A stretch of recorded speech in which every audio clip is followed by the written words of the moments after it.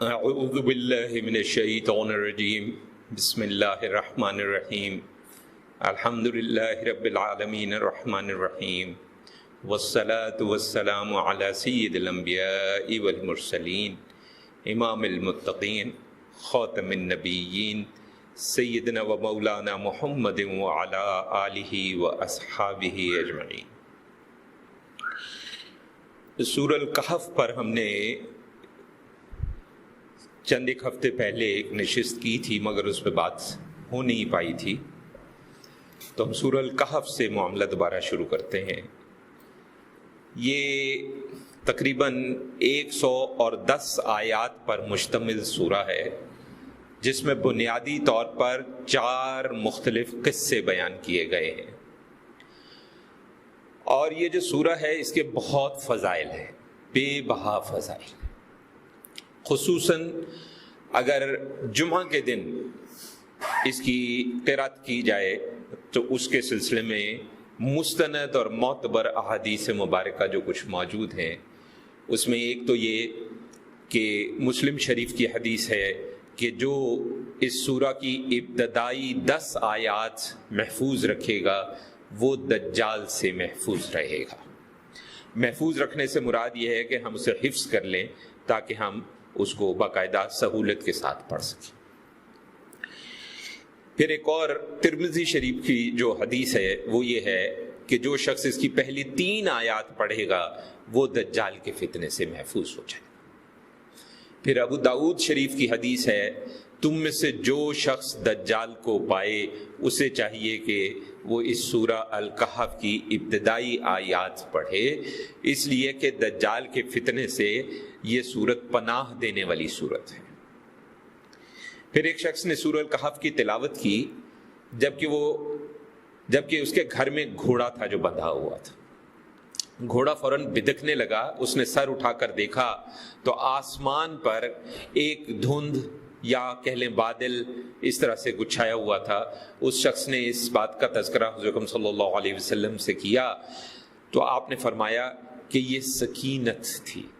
سکینت آپ سمجھ لیں اطمینان کی روشنی، اگر ہم لفظی اس کا مطلب لیں تو ایک اطمینان کی روشنی جو قرآن پڑھنے سے یا قرآن پڑھتے وقت نازل ہوئی۔ یہ حدیث شریف مسلم میں موجود ہے۔ پھر بیہقی کے اندر حدیث ہے کہ جو شخص جمعہ کے روز سورہ الکہف پڑھے اس کے لیے 2 جمعوں کے درمیان تک روشنی باقی رہتی ہے۔ پھر طبرانی کی حدیث ہے کہ جو شخص سورہ الکہف کی تلاوت کرتا ہے روز قیامت اس کی رہائش سے مکہ تک ایک نور ہوگا، اور جو آدمی آخری 10 آیات پڑھتا ہے وہ دجال کے خروج پر اس فتنے سے محفوظ رہے گا۔ اب یہاں پہ ایک چیز ذہن میں رکھیں کہ ہم لوگوں نے قرآن کو پڑھنے کا مطلب جو لیا ہے وہ بہرحال غلط مطلب ہے۔ قرآن مجید کی تلاوت کرنا، یہ جو لفظ عربی میں جب آتا ہے تو اس کا ہم نے اردو میں مطلب تلاوت کو تلاوت کہہ دیا، ہم نے یتلو اگر الفاظ ہے لفظ ہے تو ہم نے اس کو کہہ دیا کہ جی تلاوت کرنے کی بات ہو رہی ہے۔ تلاوت اصل میں سمجھ کر پڑھنے کو کہتے ہیں، صرف پڑھنے کو نہیں کہتے ہیں۔ صرف پڑھنے سے ثواب ہوتا ہے، اس میں کوئی شک نہیں ہے، اس میں کوئی شبہ نہیں ہے۔ ایک ایک حرف کے بدلے بے بہا نیکیاں ہیں، اس پہ احادیث مبارکہ موجود ہیں۔ صرف پڑھنے والا بھی ثواب کماتا ہے، پڑھتے ہوئے جو اس کو چھوتا ہے وہ بھی ثواب کماتا ہے، اس کی نگاہ ان الفاظ پہ ہوتی ہے اس کا بھی ثواب مل رہا ہوتا ہے۔ قرآن مجید ایک ایسی ہی کتاب ہے کہ اس کو دیکھنا، اس کو پڑھنا، اس کو چھونا، ہر چیز کا اپنی جگہ پر بے بہا ثواب ہے۔ لیکن جو اصل ہم سے حق مانگا گیا ہے وہ ہے اس کو سمجھ کر پڑھنا، اور سمجھ کر پڑھنا جب یہ 4 قصوں پہ ہم تفصیلاً بات کریں گے تو آپ دیکھیں گے ہماری کوشش ہوگی کہ یا تو ایک نشست میں ایک قصہ یا زیادہ سے زیادہ ایک نشست میں 2 قصے ہو جائیں چلیں، تاکہ کم از کم اصل بات سمجھ میں آ جائے کہ ہمیں بتایا کیا جا رہا ہے۔ اور جب آپ سورہ الکہف کی ہر جمعہ کو تلاوت کریں تو تلاوت ضرور کریں، خالی قرات والی، خالی پڑھائی والی، پڑھنے والی قرات جو ہے وہ ضرور کریں، لیکن اس کے ساتھ ساتھ جو مفہوم ہم آپ کو بیان کریں گے اس مفہوم پر بھی نظر رکھیں، اس مفہوم پر بھی نگاہ رکھیں۔ ہماری کوشش ہوگی انشاءاللہ کہ 1-2 ہفتے کے اندر ایک چھوٹا سا چارٹ سا بنا دیں یا ایک چھوٹی سی فہرست بنا دیں جس کو بار بار عام اردو میں لکھی ہو کہ اس کو آپ تلاوت بھی کریں اور اس کو ایک دفعہ پڑھ بھی لیا کریں، تاکہ ایمان کی تازگی جو ہے وہ، چونکہ ظاہر ہے اول تو ہمارا ایمان ہے کہ خالی قرآن پڑھنے سے بھی ایمان میں تازگی ہوتی ہے، مضبوطی ہوتی ہے، لیکن ساتھ ساتھ اگر اس کا مطلب بھی بار بار دہرایا جاتا رہے گا تو ظاہر ہے کہ بہت زیادہ اس سے انشاءاللہ ایمان میں مضبوطی ہوگی۔ اچھا، اب چونکہ دجال کے فتنے سے بچنے کی بات آئی تو یہاں پہ آپ یہ سمجھ لیجئے کہ اب پچھلے کچھ عرصے سے آپ بھی دیکھ رہے ہیں اور ہم بھی دیکھ رہے ہیں کہ بہت زیادہ شور مچا ہوا ہے۔ کسی کے نزدیک غزوہ ہند بس اسی سال ہونے والی ہے، کسی کے نزدیک دجال اسی سال آنے والا ہے، اور کچھ لوگ 25 میں کہتے ہیں آ رہا ہے، کچھ لوگ کہتے ہیں شاید 20-50 میں آ رہا ہے۔ یہ ہمیں تو نہیں سمجھ میں آتا کہ یہ تاریخیں کہاں سے آ رہی ہیں، اور کچھ لوگ تو ایسی گرم جوشی اور ایسی شعلہ بیانی، خاص طور پہ ایک ہمارے ہیں صاحب جو بڑے کئی ٹاک شوز میں ٹیلی ویژن پہ آتے ہیں، ایسی حدیثیں بیان کرتے ہیں، اللہ معاف فرمائے، استغفر اللہ، صریحاً معلوم ہے کہ ہمیں گھڑی ہوئی حدیثیں ہیں، صریحاً جھوٹی حدیثیں ہیں، لیکن وہ سنا کے عوام میں ایسا کوئی خون کھولاتے ہیں کہ بس بیان سے باہر ہے۔ آج کل خیر ان کا اپنا وقت ذرا سخت آیا ہوا ہے، مشکل میں پڑے ہوئے ہیں، مگر یہ جھوٹی حدیثیں بیان کرتے ہیں یہ لوگ، یا بے سند بیان کرتے ہیں، یا وہ بیان کرتے ہیں جو معتبر نہیں ہے، اور اگر ان کو بیان کیا جائے تو ساتھ بتا دینا چاہیے کہ یہ بطور امکان ہو سکتا ہے، لیکن چونکہ حدیث معتبر نہیں ہے تو اس کو حق کے طور پہ تسلیم نہ کیا جائے۔ ایک چیز ذہن میں رکھیں کہ یہ جب آپ کا خون کھولتا ہے ایسی احادیث سن کے اور آپ کہتے ہیں کہ بس یہ ابھی ہو جائے، یہ اتنا آسان نہیں ہے۔ دجال کے فتنے سے پناہ بھی مانگے۔ دجال جب آئے گا اتنا سخت اور اتنا کڑا امتحان ہوگا کہ صرف یہ جو وقتی جوشیلی تقریریں سن کر جو خون ہمارا کھولنے لگتا ہے وہ ہمارے کام نہیں آئے گا، بلکہ ہمارے بزرگوں نے ایک بات کہی ہے، ہمیں مستند حدیث سے یہ بات نہیں ملی، لیکن ہمارے بزرگوں نے ایک بات کہی ہے کہ ان کا اندازہ یہ ہے کہ بڑے بڑے ایمان والے اپنا ایمان جو ہے وہ خود چھوڑ دیں گے، کیونکہ اتنی شدید مشکلات ہوں گی کہ وہ دجال جب آئے گا اس کے پاس اناج کے پہاڑ ہوں گے۔ یہ حدیث سے پتہ چلتا ہے ہمیں۔ اور دنیا ساری کے اندر بھوک جو ہے وہ سڑکوں پہ ناچنا چاہیے، اور بڑے بڑے ایمان والے لوگ جب ان سے اپنے بیوی بچے کی بھوک نہیں دیکھی جائے گی تو وہ اپنے ایمان کو دجال کے ہاتھوں بیچ دیں گے۔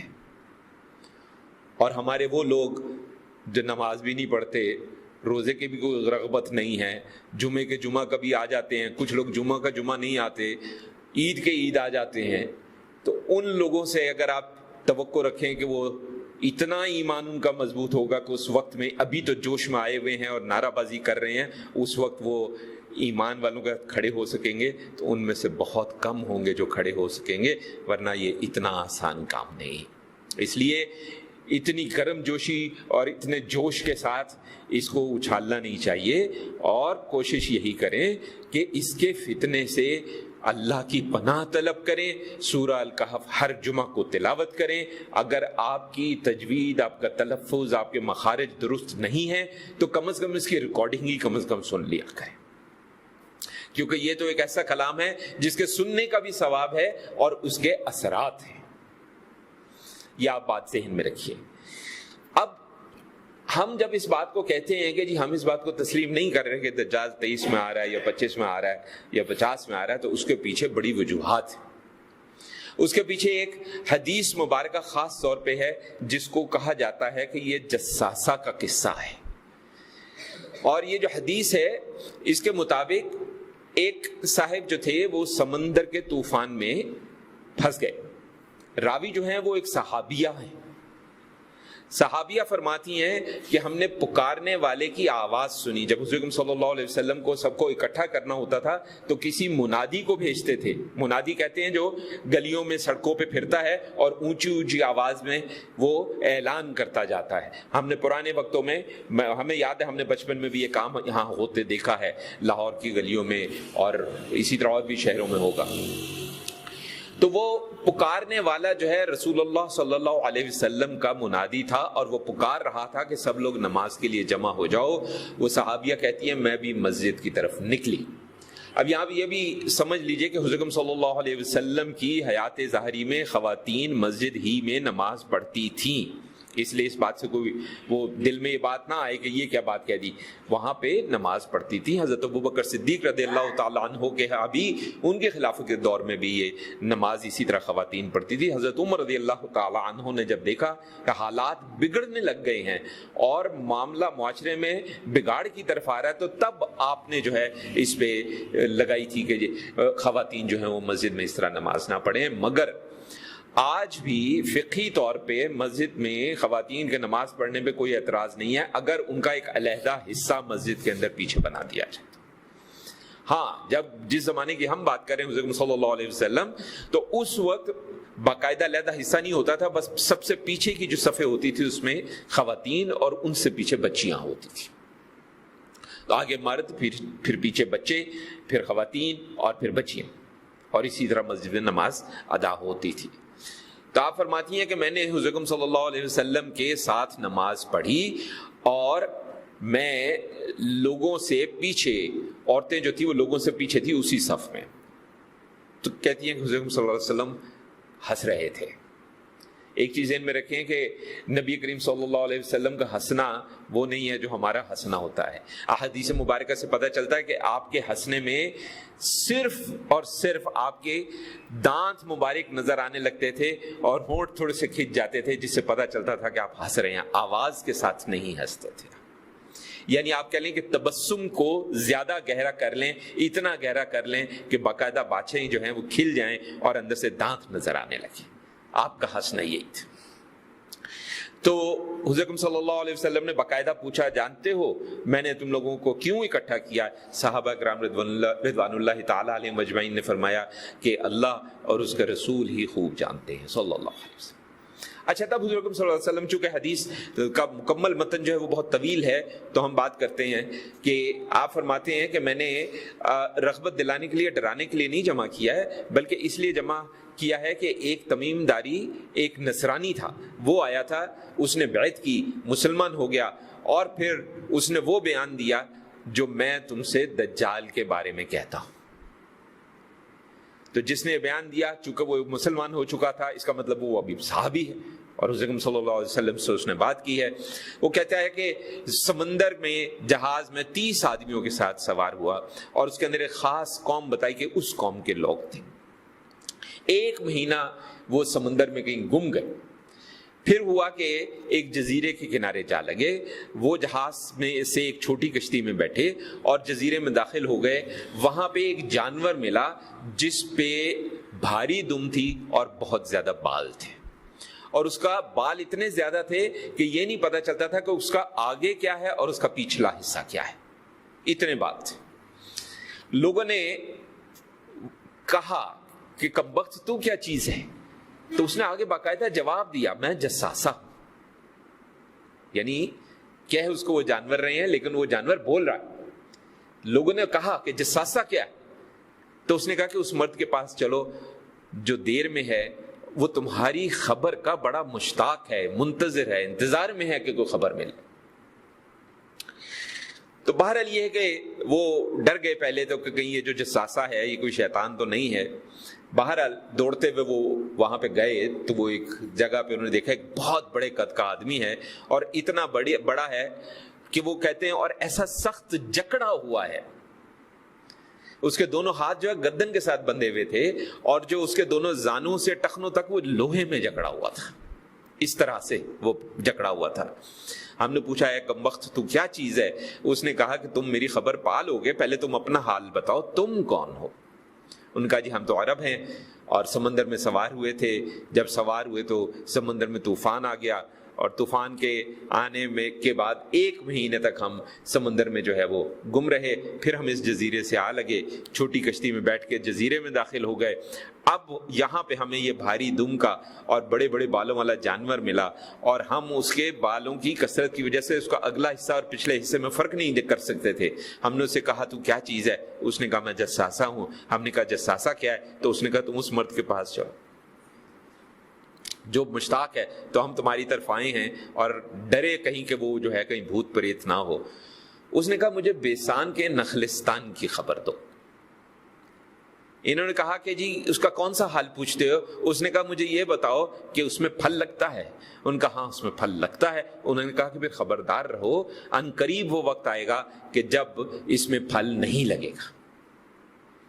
اچھا, آج کھجور کا یہ نخلستان ہماری اطلاع کے مطابق خشک ہو چکا ہے, یعنی اب اس میں پھل نہیں لگتا. تو ایک جو ہے وہ شرط پوری ہو گئی. پھر ہم نے کہا اچھا, پھر اس نے کہا کہ مجھے تبرستان کے دریا کے بارے میں بتاؤ. تو لوگوں نے کہا کہ اس میں کیا پوچھنا؟ اس نے کہا اس میں پانی ہے. اس نے کہا بہت زیادہ پانی ہے. اس نے کہا ان قریب وہ وقت آئے گا کہ وہ پانی جو ہے وہ خشک ہو جائے گا. اچھا, اس میں عرض کریں کہ یہ تبرستان کا جو چشمہ ہے یہ بہت بڑا چشمہ ہے, یہ آج بھی موجود ہے. یہ آپ اگر گوگل ارتھ پہ دیکھیں تو آپ کو اس میں مل جائے گا, اور اس کی لمبائی آج بھی کو تقریباً 20 کلومیٹر کے قریب ہے, اور یہ اوپر سے تنگ ہے اور اس طرح سے کھل کے پھر اس طریقے سے آتا ہے, اور جو بیچ میں اس کا حصہ ہے وہ تقریباً 10 کلومیٹر ہے, اور اس میں پانی کی گہرائی کہا جاتا ہے کہ تقریباً 100 فٹ ہے, یعنی ابھی تک اس میں اچھا خاصا پانی موجود ہے. تو 23 میں تو دجال نہیں آ رہا, آپ کو ہم تسلی دے سکتے ہیں. 25 تک بھی ہاں, اگر کوئی قدرتی آفت ایسی آ جائے کہ بس ایک ہی آفت کے نتیجے میں چند دنوں میں یا چند لمحوں میں یا چند ہفتوں کے اندر وہ خشک ہو جائے اور وہ بالکل ختم ہو جائے, تو وہ اللہ کے ہاتھ میں ہے. اللہ چاہے تو یقیناً ہو سکتا ہے, لیکن اگر ظاہری قدرتی اسباب کے حوالے سے بات کیا جائے تو کم از کم ہمیں تو 20-50 تک بھی اس کے خشک ہونے کا کوئی بظاہر امکان نظر نہیں آتا. باقی اللہ بہتر جانتا, وہ اللہ اعلم. پھر اس نے کہا کہ مجھے زغر کے چشمے کے بارے میں خبر دو. تو لوگوں نے کہا کہ اس کا کیا حال پوچھتے ہو؟ تو اس نے کہا کہ کیا اس چشمے میں پانی ہے؟ وہاں کے لوگ اس سے پانی سے کھیتی کرتے ہیں. ہم نے کہا کہ ہاں اس میں بہت پانی ہے اور وہاں کے لوگ اس سے کھیتی کرتے ہیں. یہ بھی ہماری اطلاع کے مطابق اب خشک ہو چکا ہے. تو 3 علامتوں میں سے 2 علامتیں پوری ہو چکی ہیں, صرف ایک تبرستان والی علامت باقی ہے جس میں ابھی کافی زیادہ پانی ہے. پھر اس نے کہا اچھا مجھے یہ بتاؤ کہ امیین کے جو پیغمبر کے بارے میں خبر دو, وہ کیا ہوا؟ تو لوگوں نے کہا کہ مکہ سے نکلے ہیں اور مدینہ چلے گئے ہیں. اس نے کہا کیا عرب کے لوگ ان سے لڑے؟ ہم نے کہا ہاں جی, عرب کے لوگ ان سے لڑے ہیں. انہوں نے کہا انہوں نے عربوں کے ساتھ کیا کیا؟ ہم نے کہا انہوں نے وہ اپنے ارد گرد کے جو عرب ہیں ان پر غالب ہو گئے ہیں, اور وہ جو عرب ہیں انہوں نے ان کی اطاعت کر دی ہے. تو اس نے کہا اچھا یہ بات ہو چکی ہے؟ ہم نے کہا ہاں یہ بات ہو چکی ہے. اس نے کہا خبردار رہو, یہ بات ان کے بہتر میں ہے کہ وہ پیغمبر کے تابعدار ہو جائیں. البتہ میں تم سے اپنا حال اب میں بتاتا ہوں کہ میں مسیح الدجال, یعنی وہ دجال خود ہے جو کسی جزیرے میں زنجیروں میں جکڑا ہوا ہے.